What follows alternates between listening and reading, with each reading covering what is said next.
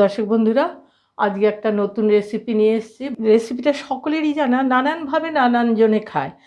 আমার বাংলায় একরকম, বিহারে, উড়িষ্যায় সব জায়গায় পালং শাক। পালং শাকটা একটা কমন, শীতকালে এলেই আমরা পালং শাকের নানান রকম রেসিপি বানিয়ে খাই।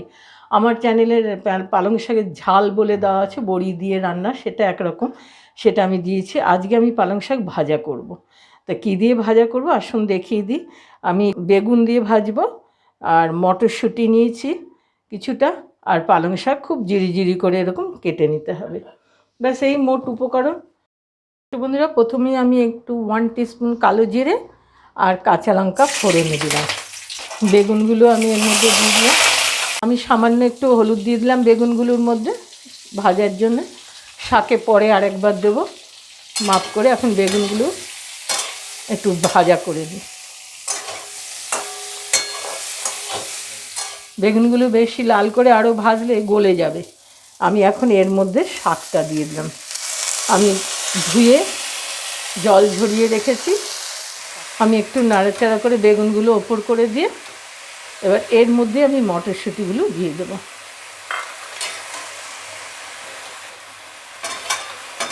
পালং শাকের যে জল বেরোবে তাতেই মটরশুঁটিগুলো সেদ্ধ হয়ে যাবে।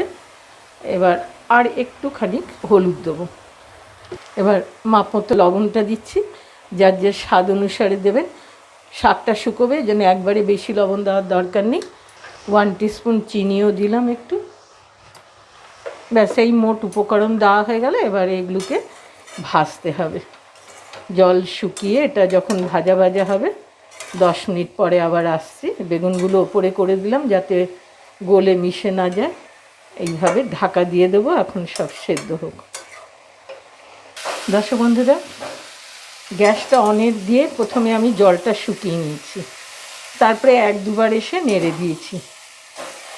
10 মিনিটের মধ্যে আমার সম্পূর্ণ জল শুকিয়ে ভাজা ভাজা হয়ে গেছে।